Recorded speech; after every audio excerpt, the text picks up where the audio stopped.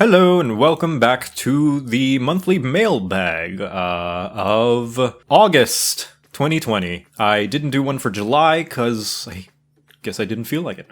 If you would like your question answered, remember to leave a comment underneath the video below, and it may be picked for the next month's Q&A. The footage in the background that you're going to see is a time-lapse of me doing the Halo Infinite reaction stream announcement image GIF thing, because I like to draw things or make some sort of stream announcement post, and I did this one for when I watched the Halo Infinite trailer, or gameplay demo, which I'm very excited for. Anyway, on to the questions. When you play Monster Hunter World and wear the Wiggler helm, do you leave it the original color or change it to match the color scheme of the rest of the armor you're wearing? I usually leave it the original color, or at least the original color of the regular uncolorable Wiggler helmet, I guess, or whatever the original color would be, which is sort of like a cyan color. On some rare occasions, I will, color it to fit the armor, but whenever I wear it to, suit Joe crap, I'll usually just leave it its original color. It just looks, familiar that way. What did you think of Persona 5? Sorry if you said something about this earlier, but I couldn't find anything.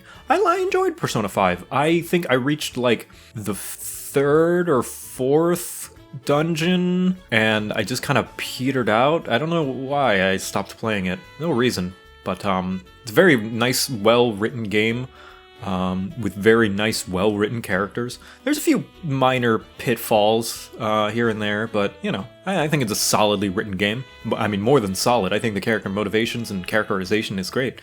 And their chemistry is great, and I love them all. And the gameplay is really nice, too. And the presentation, oh my god, as a graphic designer, the presentation of not just the UI, but just the game in general, that game blows me away with how good it looks. What's the best character concept you've heard or played in D&D? I don't know. I haven't heard a lot of them. There are a few that I'm like, oh, that's pretty cool, but I don't know how I can rank, best one. I really do like characters with really, really crappy stats. Just one stat that's just awful. One that I would like to try is, a very smart wizard with a low constitution, so they're, bedridden always, and they need servants to carry them around in this kind of almost wheelchair style thing, right? A bunch of servants carrying them around, but they're just an extremely powerful sorcerer of some kind. So I guess those are really cool to me. My question for next month: do you love me? Of course I love you, Jigglypuff. Favorite persona out of JoCat, JoCatherine, Mr. Funk, or do you just love yourself over what others see from your channel? I like that I have, it's pretty cool that I have all these different types of personas. I don't really know that I have a favorite so far. They just sort of come and go with whatever I'm doing at the moment, whether it be during a stream or maybe in a video. I don't know, they happen. Firstly, thank you so much. Right now, all of your stuff is helping me through on the hardest moments in my life thus far. I'm sorry to hear that, but I'm glad that it's helping you out. So my question is, what are you looking forward to in life? I am looking forward to moving out. I love my parents. They do so much for me, and I appreciate all their work and effort and just everything they've ever done for me. I wouldn't be here if it weren't for them. I mean, literally, but you know what I mean. But I am looking forward to having my own place. I'm looking forward to eventually, however long it's going to take, when the US opens up again, when people can learn to wear a mask and, not spread COVID anymore and contain it so that events can open up again. I look forward to cons. I look forward to visiting my friends in other countries and places in the world. Aside from that, I guess that sounds pretty obvious that everyone wants, but the most primary thing, I think, is looking forward to getting a place of my own, eventually. Hello, Joe. Hope you are doing well. I think I had never heard you talking about comics/manga. Do you like them? What's your favorite comic/manga? I don't read a lot of comics or manga. Just one every now and again. Usually I might read a manga of an anime that is still yet to catch up. There's one really adorable manga that was turned into an anime, which was how I discovered it. I watched the anime, but I wanted more of it because it's so nice and wholesome and just really, really feel-good anime. It's called Suredure Children, and it's just so real and good and wholesome. It's a romance anime, but it kind of rotates across a bunch of different characters. They're in like high school and stuff because, you know, of course they are. But it's just so nice. It just explores all the various different types of relationships and the various different struggles and awkwardness. Like you have so much different chemistry with all the different characters. You've got like, you know, the nice wholesome the boy and girl who don't know how to talk with each other, or the guy who's really kind of stern and not too emotive, but also, and he's going out with the girl that's kind of like a delinquent and she doesn't know how to express her feelings right, but he knows that she's, you know, she's good on the inside. Or the real confident girl that teases this guy who she knows he likes her and she likes him, but he doesn't know how to express it, so she teases him a lot and tries to coax it out of him, but he's like, oh, I don't really want to say it, and then she goes, okay, and then he's like, no, I do, and then, you know, and it's just a lovely anime, and I decided, hey, the anime's not enough, I gotta read the manga, so I read the manga. That's just the main one in most recent memory.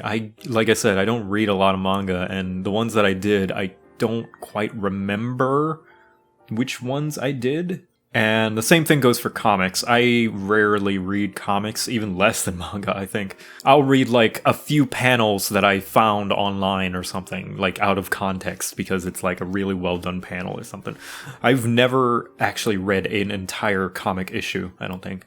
Hey Joseph, are you going to play the upcoming Crash? If you're talking about Crash 4, maybe, I don't know. There's too many games out there, man. I might not. Can you give any advice on how to find a group of friends you can really vibe with? That's a really hard question to answer. I don't think I can. The best way I can say is find friends. I mean, like, finding friends itself is hard, but the best thing to do is finding them through hobbies that you enjoy, because those are going to be the people that you're going to be hanging out with. And it's best to be hanging out with them doing something you enjoy as well. You don't ever want, like, it sounds obvious, right? Don't ever fake yourself. Don't ever pretend to be someone you're not. But, you know, in the heat of the moment, when you really, really want to find some friends, sometimes you're just like, man, I just want to go out to some place to find them. And that does seem inviting. But I guess this is only in my experience, because you could definitely run into someone who shares interests with you. But I guess in my personal experience, I can only speak for me when I say this. Whenever I try to do that, I will meet someone and we seem to hit it off and we seem to make good chemistry. But then, you know, when you actually have friend time, there's not much to do or talk about, and you don't have to do or talk about anything in particular when you hang out with friends. But, you know, what you mean vibing with, it's harder to find friends that you vibe with when, you know, you're meeting them in a place that you normally wouldn't go to. Like a bar. Like, I never go to bars.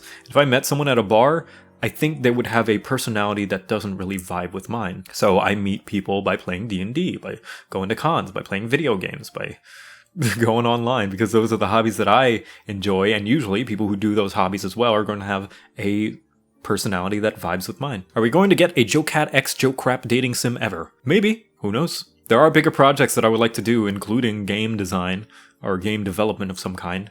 No promises when, no promises if either. You never know. I have dozens of projects that have been nixed, either from just the get-go, from their idea stage, or have been far along and then been cut.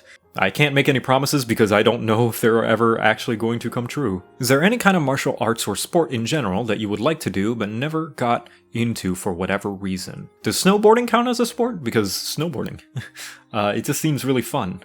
I like the snow and it looks cool, and I don't know, it seems like I would get all the joy of skating without the pain of falling on hard concrete. Although I'm sure I'd probably falling on hard grass, frozen ground and stuff like that could hurt too. But the reason I haven't is because I live in the South, and I'm not exactly the most rich person who can just go on ski trips whenever I want. Do you think you will do any other D&D themed videos outside of the crap guides? Hope you're doing well. Yes. What they will be, I don't know, but I don't want to stop doing D&D forever. I just don't think I want to do the crap guides specifically to D&D perpetually. I don't know if I want to continue making crap guides, and I don't know if I want to continue making crap guides to D&D is my issue. But luckily, the last one is coming soon, and then I'll feel a sense of finality, and I think that will be a nice weight lifted off of my shoulders, at least for a bit, until I figure out what else I want to do with the channel.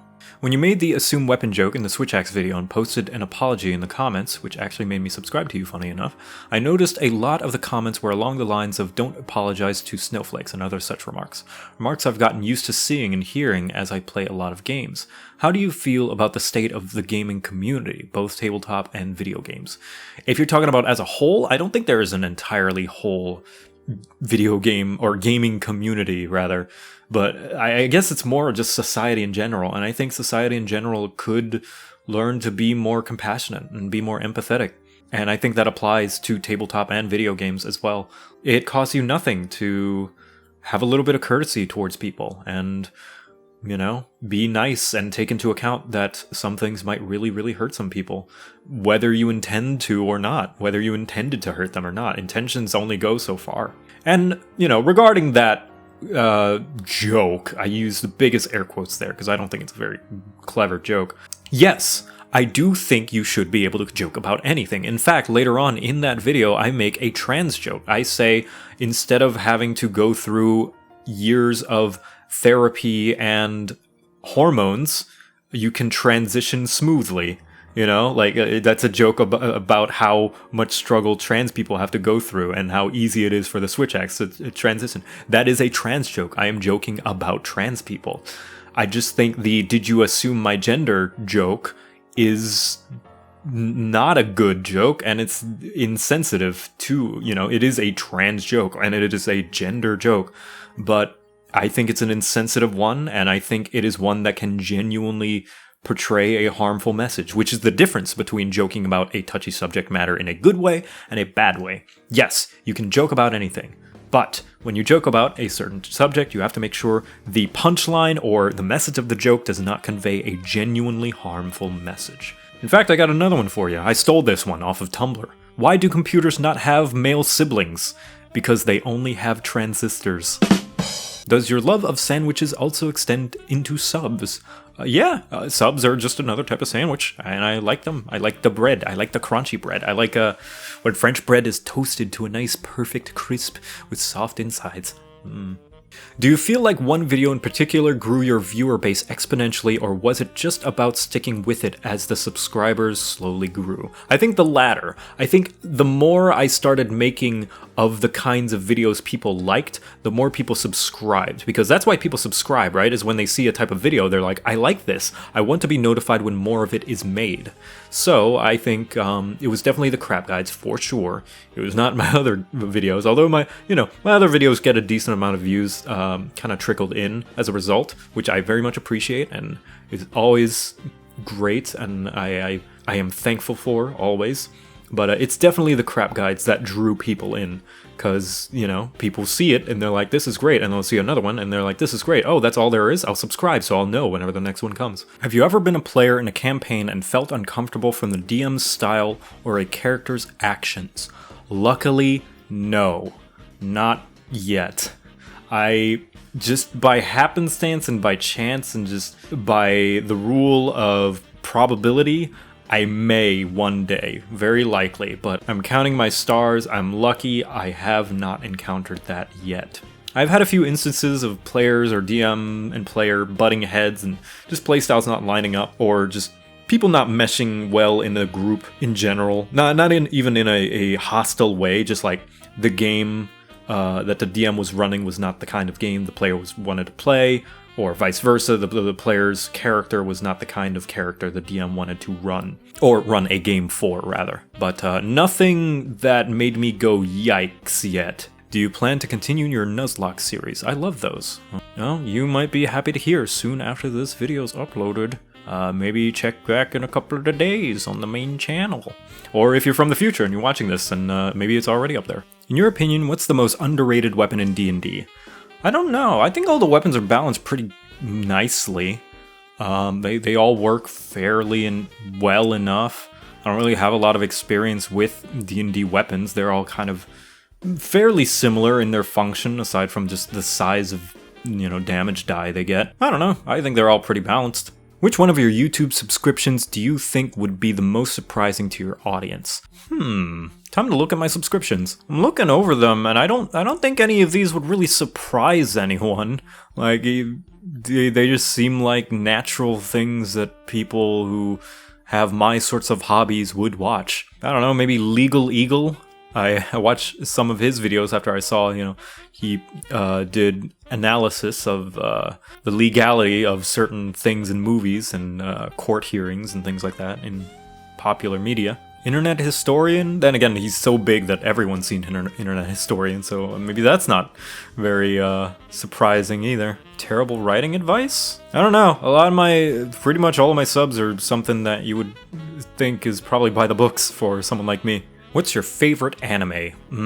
I gotta really think about that. I don't watch a lot of anime. I've only seen a handful of them, but the ones that I have seen, I really, really like. I like the first season of Psycho-Pass. I don't like the second season of Psycho-Pass. I like Agretsuko. I don't know if that counts as anime. I'm gonna count it as anime. Beastars is good. I'm pretty vanilla scrub fake gamer girl when it comes to anime. I've only seen, the popular ones that everyone knows of. You're not gonna find anything obscure from me. The one might be kind of obscure, maybe not, depending on how well versed you are in anime, is Recovery of an MMO Junkie. Like I mentioned earlier that I really like Surei Children because it's like real wholesome and nice and good feeling, and I'm a sucker for romance anime, so this one, it's about this woman kind of in her mid-30s, which first of all is such a breath of fresh air to see like an adult, like a fully grown adult based story, and what comes along with that. And she's a NEET. She quit her job and maybe laundered a bunch of money, but we don't talk about that.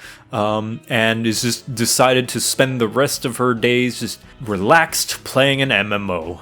And it's really wholesome how she comes to learn about, she starts to fall for this other player in the MMO because she plays a guy, and she meets this cute little girl who's played by this dude who she used to work with, and they've got an amazing wingman friend who's like a real asshole, but he's trying to help them get together. It's great. And she's lovely. I love her very, very much, and I would marry her on the spot. And I think that's going to do it for me for this mailbag. Thank you very much for submitting those questions, everybody, and I hope I answered them satisfactorily. And if you would like your question answered, leave it in the comment section below, and I'll get to it next month, for real this time. I won't skip it, and I will see you soon. Bye.